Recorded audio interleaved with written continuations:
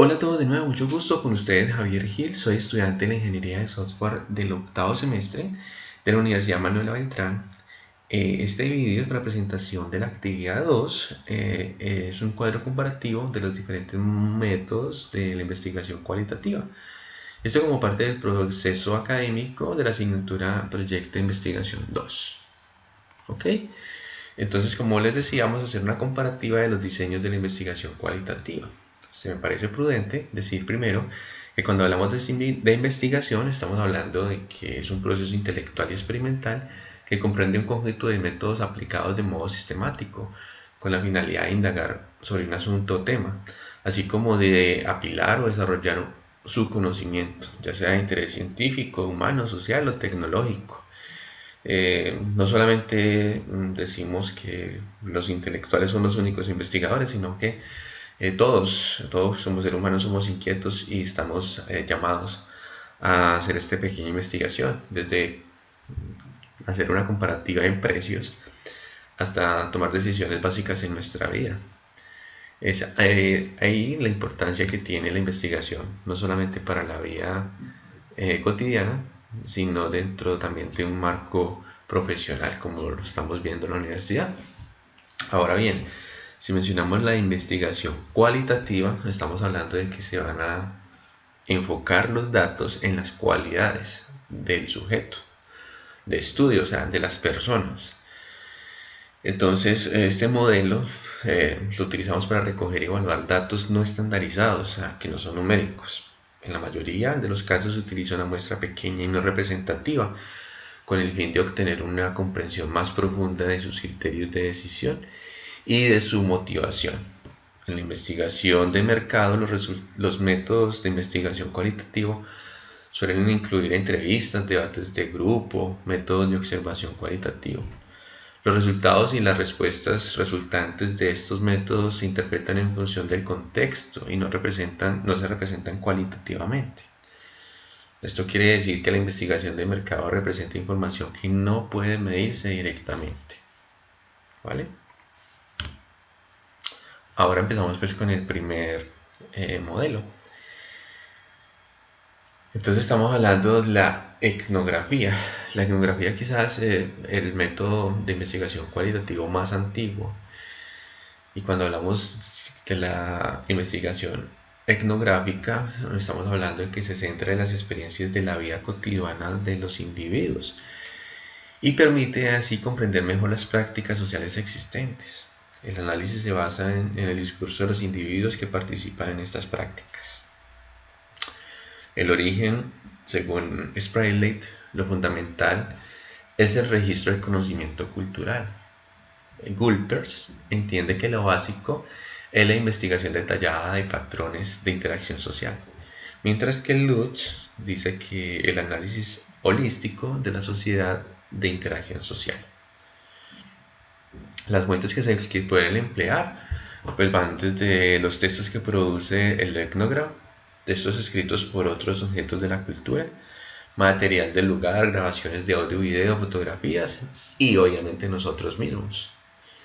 Las fases que se suelen tener en cuenta es delimitar y seleccionar el objeto de estudio, objetivos y preguntas de investigación, recolección de datos en el campo, análisis de los datos primarios y secundarios. Ahora, para la recolección de datos, pues se tiene en cuenta la reflexión y la analítica sobre los datos, la selección y la reducción de datos, y la organización y la categorización de los datos. En el análisis de los datos, pues prevalece la observación participante, las entrevistas cualitativas o en profundidad, la discusión de grupos. Muy bien. Ahorita vamos a hablar del método relacionado con la investigación cualitativa, denominado etnografía virtual. Este modelo de investigación es relativamente nuevo, estamos asociados a la tecnología. Entonces, la etnografía digital o virtual es un método que permite a los investigadores estudiar el modo en que las personas se comportan e interactúan en el mundo digital. Esa tecnología que en la que vivimos hoy, que se ha potenciado y ha favorecido la interactividad, tanto sincrónica como asincrónica, o sea, cuando estamos conectados, aun cuando no lo estamos también. Entonces podemos decir que este origen de la etnografía virtual aparece cuando los investigadores comienzan a mostrar interés ante el fenómeno que representa la generación de espacios en la sociedad, producto de la configuración de las comunidades virtuales en Internet. Las fuentes que se suelen tener en cuenta acá pues van desde los correos electrónicos, las redes sociales, los foros, las plataformas educativas, las videoconferencias, la mensajería instantánea. O sea, hay muchas fuentes que se tienen en cuenta. Las fases, pues entonces estaríamos hablando del planteamiento de la pregunta de investigación, determinar las técnicas de recolección de información, seleccionar las personas implicadas, los sujetos, o sea, los informantes o las informantes. Hay que recoger esta información, hay que hacer un análisis de los datos obtenidos y finalmente tendríamos que hacer una presentación de los datos, o sea, de los resultados. En la recolección de datos, pues la observación participante, análisis de contenido en línea, encuestas online. Algunas como estas buscan dar soluciones metodológicas relacionadas con las TIC. El análisis de datos permite nuevas relaciones, hábitos, prácticas e interacciones sociales que nos escapan al interés de las ciencias sociales, siendo la etnografía virtual un valioso método que puede hacer importantes aportes.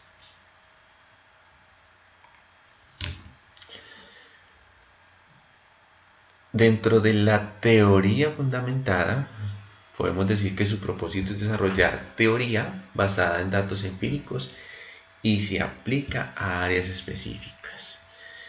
El origen, pues podemos decir que fue realizado en el libro The Discovery of Grounded Theory en 1967, donde Glasser y Strauss hunde sus raíces en el interaccionismo simbólico, investigando qué significado e interacción simbólica tienen los artefactos, gestos o palabras en los grupos sociales. Las fuentes suelen ser entrevistas y las observaciones de campo, grabaciones audiovisuales. Las fases, pues siempre se habla como de 4 etapas, que es método comparativo de los datos, recolección e integración de cada categoría con sus propiedades, delimitación de la teoría y pues obviamente recoger la información. Para recoger la información pues utilizamos codificación abierta, codificación axial, codificación selectiva, creación de la teoría. Y el análisis de datos pues está en las entrevistas y grupos de enfoque, según Hernández, Fernández y Batista, en la publicación del 2014. Ahorita vamos a hablar del método de investigación de acción. Es la investigación participativa, intentando que tenga un efecto directo y real sobre la situación que se presenta para mejorar. El término de investigación-acción proviene del autor Kurt Lewis y fue utilizado por primera vez en 1944. Describía una forma de investigación en que participaban grupos o comunidades con el objeto de modificar las circunstancias con medios congruentes y con una concepción compartida de los valores humanos como medio para lograr un bien común. Las fuentes que se suelen tener acá, pues es teoría crítica. Y las fases: diagnóstico y conocimiento de la problemática, descubrir la situación problemática, delimitar los objetivos, organizar la secuencia de acción, descubrir cómo se va a relacionar el grupo de investigación con otras personas implicadas o interesadas. Y obviamente hay que tener mucha reflexión o evaluación. Los métodos que se suelen tener en cuenta, o los artefactos o las herramientas que se suelen tener en cuenta para la recolección de información, son las encuestas, la observación, los grupos de discusión y la revisión documental. Para el análisis de datos se hace uso de herramientas como mapas conceptuales de diagramas causa-efecto, matrices, jerarquización de temas, etc. Finalmente se elabora el plan con soluciones a implementar.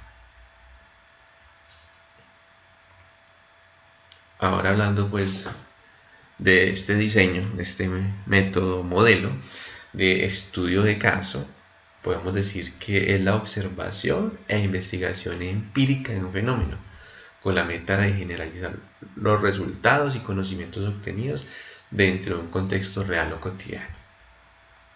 Ok, si hablamos del origen, pues vamos a referirnos a Jin, quien considera el método de estudio de caso apropiado para temas que se consideran prácticamente nuevos, pues en su opinión, la investigación empírica examina o indaga sobre un fenómeno contemporáneo en su entorno real y las fronteras entre el fenómeno real y su contexto no son claramente evidentes. Las fuentes que se suelen tener en cuenta son documentos, registros de archivos, entrevistas directas, observación directa, observación de los participantes de instalaciones u objetos físicos. Ahora, si hablamos de las fases, pues obviamente está el planteamiento del problema, preguntas de investigación y objetivos, revisión de la literatura y formulación de proposiciones, obtención de datos, transcripción de los datos, análisis profundo y conclusiones. Para recoger los datos, pues se utiliza la entrevista personal no estructurada, encuestas por cuestionarios, observación directa estructurada, revisión de documentos y datos estadísticos relacionados con el fenómeno estudiado. Dentro del análisis de los datos, pues tenemos que recoger la información, que es el trabajo de campo de acción. Está la estructuración y la organización de estos datos, codificar los datos, que es la comparación de los datos con la literatura. Está la conceptualización y la explicación del problema, la socialización y el ajuste de los resultados y pues obviamente la elaboración de la tesis. La fenomenología. Vamos a hablar de este diseño, de este modelo. Entonces decimos en pocas palabras que es la ciencia de las esencias puras, pues describe el significado de las experiencias vividas por una persona o grupo de personas acerca de un concepto o fenómeno. Según el matemático y astrónomo Husserl, quien vivió entre 1859 y 1938, se dio lugar a la fenomenología como la única filosofía capaz de fundamentar la ciencia. Posteriormente, filósofos y científicos se unieron para construir un movimiento fenomenológico. Las fuentes, según Hernández, Fernández y Batista, pues estaría plantear el problema y definir el fenómeno de interés, elegir el contexto de los participantes, inmersión en el campo, recolección de los datos sobre las experiencias, transcribir la información recopilada, identificar las unidades de análisis y revisarlas, analizar la información y validarla con los participantes y otros investigadores, y elaborar el reporte final. Los instrumentos que se suelen utilizar para la recolección de los datos, pues están las entrevistas, las preguntas abiertas, las grabaciones de vídeo y de voz, antecedentes literarios y la observación. El análisis de los datos, pues, son unidades de significado, categorías, descripciones del fenómeno y experiencias comparativas. Bueno chicos, esto ha sido todo por hoy. Espero haber abordado y entendido correctamente la intención de esta actividad y será hasta una próxima.